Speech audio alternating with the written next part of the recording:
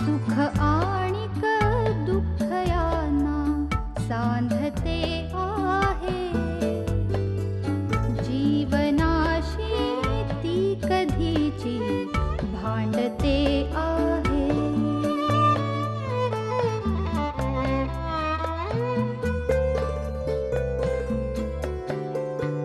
दोन डोळ्यांनी मुक्याने बोलताना ती वेगळे काहीतरी बघ सांगते आहे.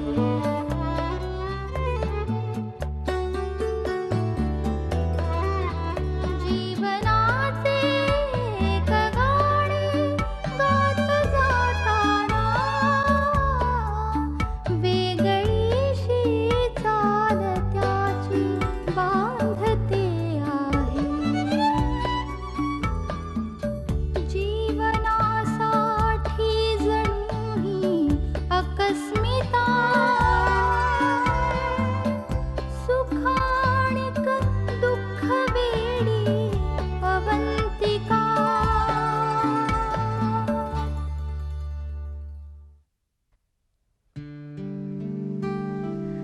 सोनालिका,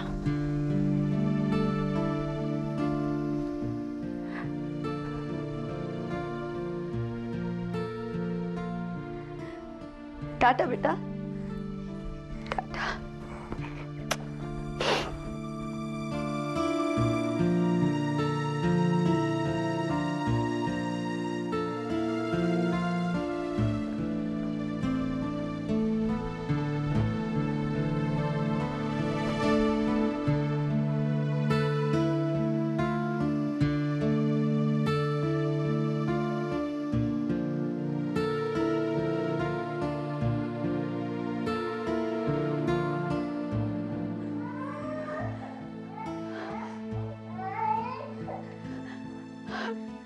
खूप रडतोय, खूप रडतोय तो.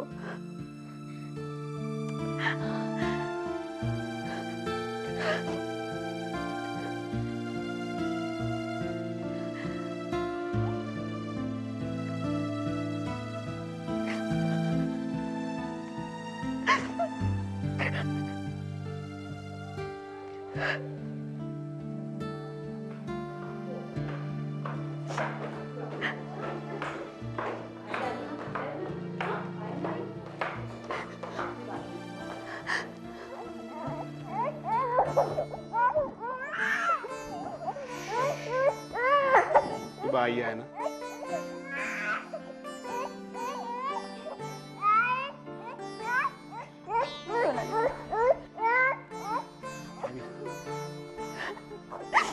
सांभाळा आर्यला.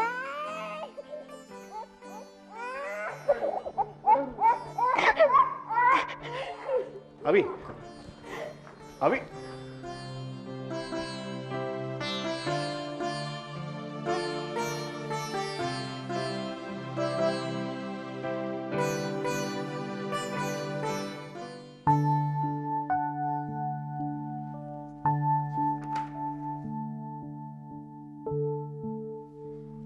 डॅड, डॅड मला प्रॉब्लेम समजावू दे ना, काही कळतच नाहीये मला.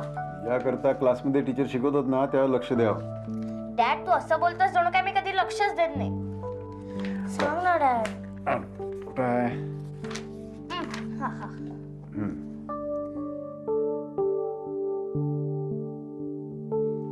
डॅड, तुला माहितीये का, अवंतिका आंटी आहे ना, ती हे असे प्रॉब्लेम्स एकदम फट करून सॉल्व्ह करते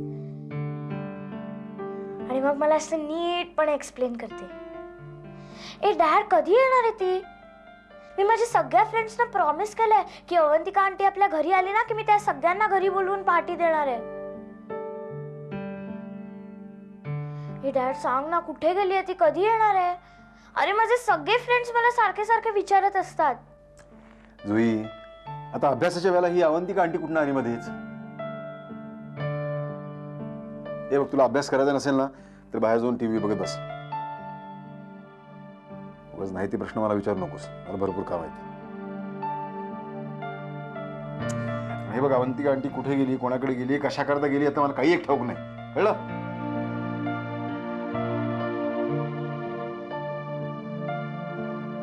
डॅड काय बोलतोयस तू हे? सॉरी बेटा, sorry sorry. Dad dad please please असं बोलू नको.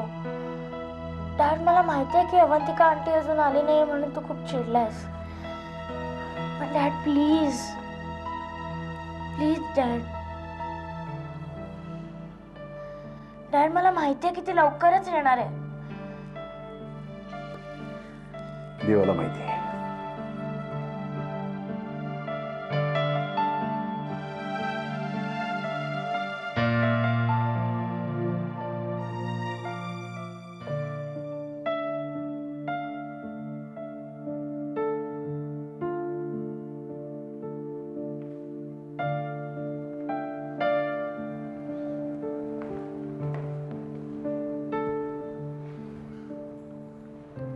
आर्य झोपला? बहुतेक मी मगाशी जागा होता, पण आता कदाचित मामांकडे झोपला असेल तो. मला तीच काळजी होती. मला वाटलं अवीची आठवण काढून रडतोय की काय रात्री. हो, तेच मलाही भीती होती, पण आय थिंक इट्स सेटल्ड. अवी काय मन घट्ट करून पाठ वळवून निघून गेली ना?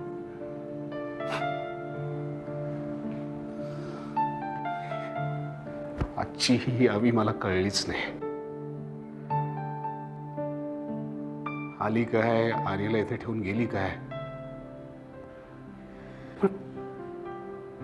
ही इतकी इव्हॉल्व्ह झाली बाई. ही बाई जी आर्यला त्याचा ताबा मिळवण्यासाठी लग्नाच्या आदल्या दिवशी कोल्हापूरला उठून आली होती, आणि आज विरक्तपणे आर्यला इथे ठेवून गेली कायमची. It's so shocking. I can't understand her.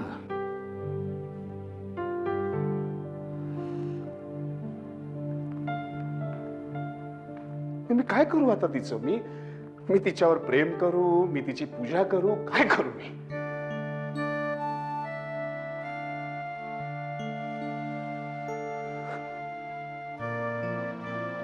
मी अजूनही रिकाम आहे. माझं चित्र अजूनही अपूर्ण आहे. आर्या आहे पण ती नाहीये.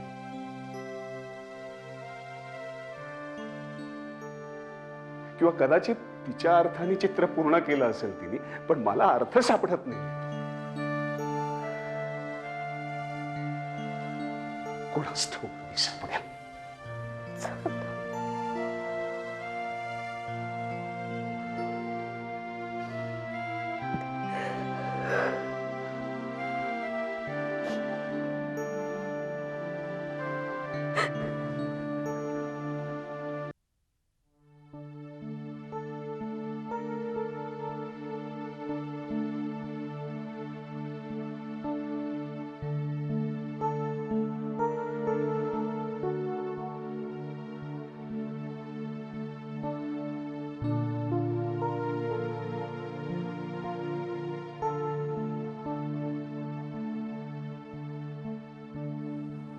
देवी, काय ग आलीस? बस बस. काय आई कशी आहे? बरी आहे. काय सासूने जाच केला की नाही म्हणून विचारलं की नाही? काहीतरीच काय. आणि मी हे असं आईला सांगितलं असतं तरी तिला खरं वाटलं असतं का? एवढा विश्वास आहे ना, हे खूप झालं. माझी खात्री आहे तुझी आई पण खूप चांगली सासू असणार. अवंतिका खूप सुखी होईल. अगं हो, लग्नाच्या तारखेचं काय झालं?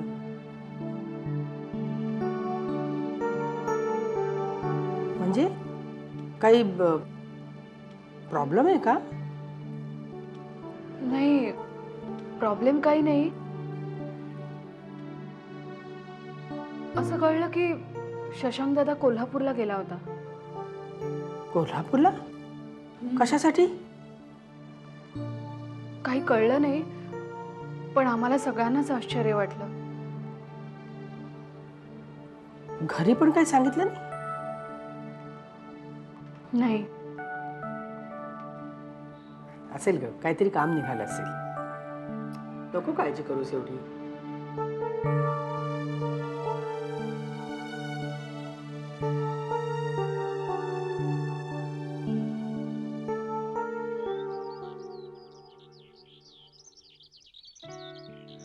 मी असं कसं बोललो सौरभला? त्याला समोर बघितलं आणि माझा तोलच गेला. मी मी स्वतःला आवरू शकलो नाही. खरं म्हणजे मी स्वतःला सावरायला हवं होतं. माझं मन मला सांगत होतं मी जे बोलतोय ते चुकीचं आहे, पण त्यावेळी माझ्यात कोणीतरी वेगळंच संचारलंय असा मला भास आला. माझ्यातल्या त्या कोणीतरीनं माझ्या मनाचं न ऐकता सौरभवर वाटेल ते आरोप केले. मला कळत नाही, मी अवंतिकाला समजून घेतोय असं वाटत असताना असं कसं वागू शकलो मी? काही कळत नाही. इनफॅक्ट खरं म्हणजे मी सगळं विसरण्याचा प्रयत्न करतोय. मला सगळा भूतकाळ विसरायचा, कारण माझं अवंतिकावर प्रेम आहे. Yes, I love Avantika. मी मनापासून प्रेम केलं तिच्यावर, पण तरी मनात हा संशय का? तिनं सगळं खरं सांगूनही काही गोष्टी मी विसरू शकत नाही. मला माहित नाही भविष्यात मी कधी विसरू शकेन, कारण मला कुठेतरी असं वाटतंय की केवळ जबरदस्ती म्हणून अवंतिका पुण्याला माझ्याकडे परत आली आहे. पण तिचं मन मात्र अजूनही सौरभपाशीच.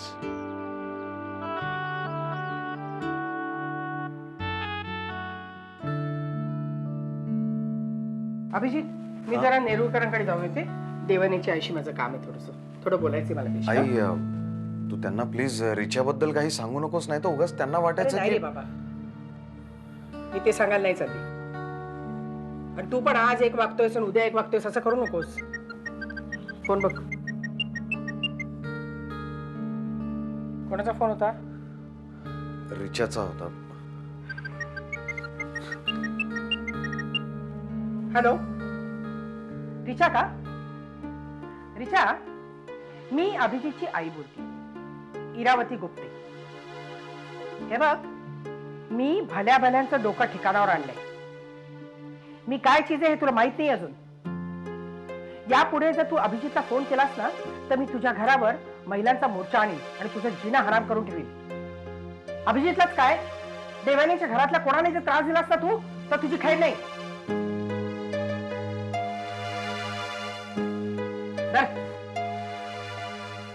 आणि हे बघ, ही शर्मेने मान खाली घातलीस ना, तशी माळ घालायला लावू नकोस, एवढीच विनंती.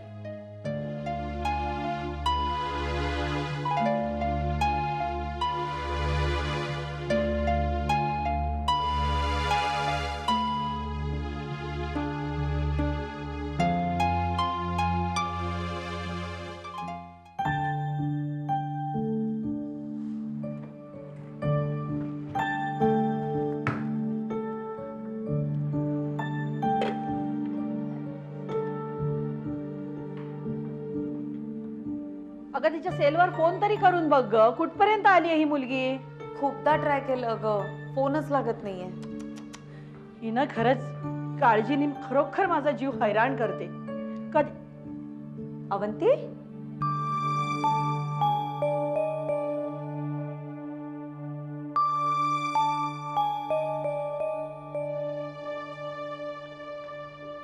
अवंती, केव्हाची वाट बघते ग तुझी?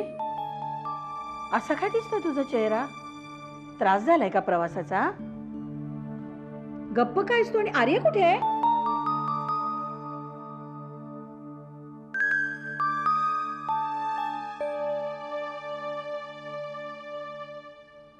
अवंती, आर्य कुठे आहे?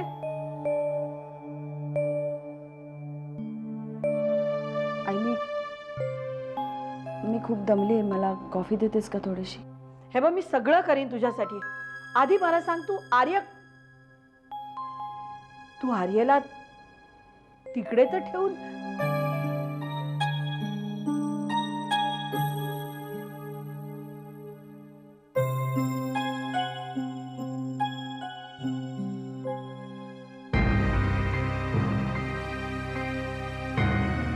म्हणजे आम्हाला जी भीती वाटत होती तीच खरी ठरली. अवंती, तुला सांगितलं होतं आर्यला तिथे घेऊन जाऊ नको म्हणून, हिसकावून घेतलं ना त्यांनी त्याला. तसं काहीही झालेलं नाहीये. त्यांनी आर्यचा विषय सुद्धा काढला नाही. मी स्वतःहून त्याला तिथे ठेवलं.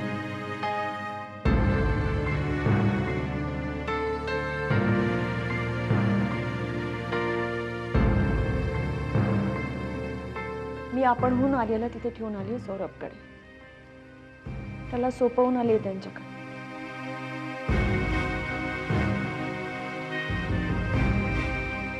मला माहिती आहे मी तुम्हाला कोणाला न सांगता न विचारता हा डिसिजन घेतला म्हणून तुम्हाला राग आला असेल माझा. पण मी असं का केलं हे कळल्यावर तू नाही रागवणार आई मला.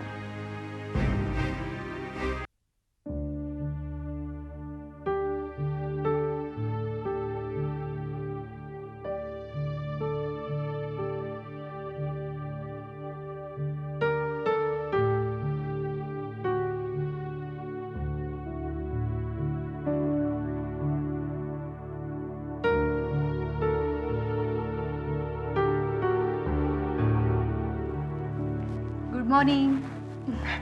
Good morning, good morning. बरं चहा आणू? नाही नको ग, माझा सकाळी फिरायला जाते ना तेव्हा झालाय चहा. तुम्ही कसला विचार करताय एवढं? झालं की आता आमचं लग्न, विचार कसला करताय? देवयानी, मला ना अभिजित बद्दल तुला काही सांगायचंय. आई कळलं मला तुमच्या मनात काय चाललंय ते.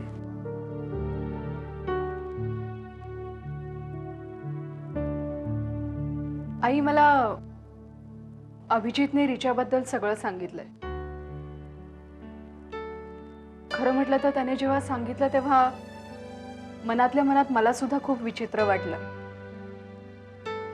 पण त्याने जेव्हा स्वतःची भूमिका स्पष्ट केली तेव्हा मला त्याच्यातला खरेपणा आवडला. खरं म्हटलं तर त्याने ठरवलं असतं तर हे सगळं तो लपवू शकला असता, पण त्याने नाही लपवलं. नाही देवयानी, पण तरीही मला असं वाटतं की ही सगळी चूक माझीच आहे. अगं, मीच तुला हे सगळं लग्नाच्या आधी सांगायला हवं. पण काय झालं, जसा जसा अभिजित तुझ्या जवळ येत गेला ना तसा तसा तो खूप तुझ्यात गुंतत गेला. अगदी मनापासून प्रेम करायला लागला. अर्थात हे एक्सक्यूज नाहीये ग. Still I am sorry. आई, मला वाटतं मागचं सगळं विसरून आपण नव्याने सुरुवात करायला हवी, हो ना? आणि एकमेकांसाठी प्रॉब्लेम्स क्रिएट करण्यापेक्षा एकमेकांना समजून घेतलेलं कधीही बरं. आणि भांडायला, वाद घालायला बाहेरचे प्रॉब्लेम्स आपल्याला आहेतच. आणि आपल्याला आयुष्य पडलं ना भांडायला. मला खूप बरं वाटतंय ग की माझी निवड चुकली नाही.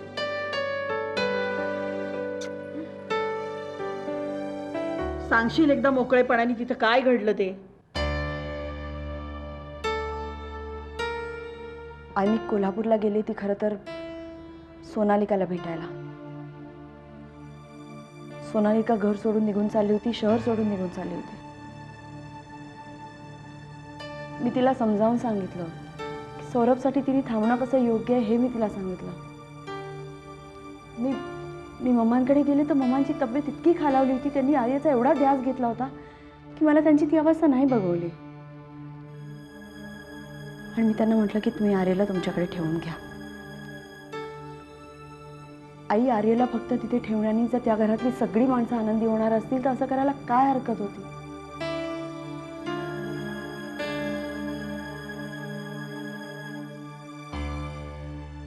आई, खरंच सांगते, तिथे गेल्यावर त्या सगळ्यांना भेटल्यावर मला जेन्युइनली असं वाटलं की माझ्यापेक्षा यांना आर्याची जास्त गरज आहे. अशा वेळेला आर्याला माझ्यापाशी ठेवून घेण्याचा अट्टाहास मी कसा करायचा?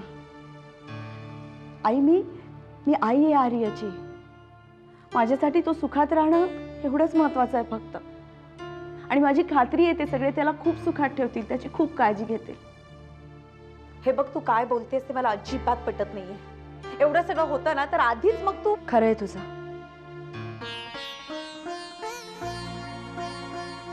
हा निर्णय मी आधीच घ्यायला हवा होता,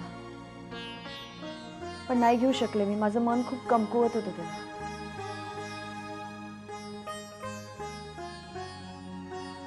आर्याला तिथे ठेवून याचा डिसिजन मी घेतला आणि मला वाटलं की आपल्या पोटी जन्मलेलं मूल फक्त आपलं असतं का? जगात अशी कितीतरी मुलं आहेत की ज्यांना थोडं सुद्धा प्रेम मिळत नाही. त्यांना देईन मी माझं सगळं प्रेम.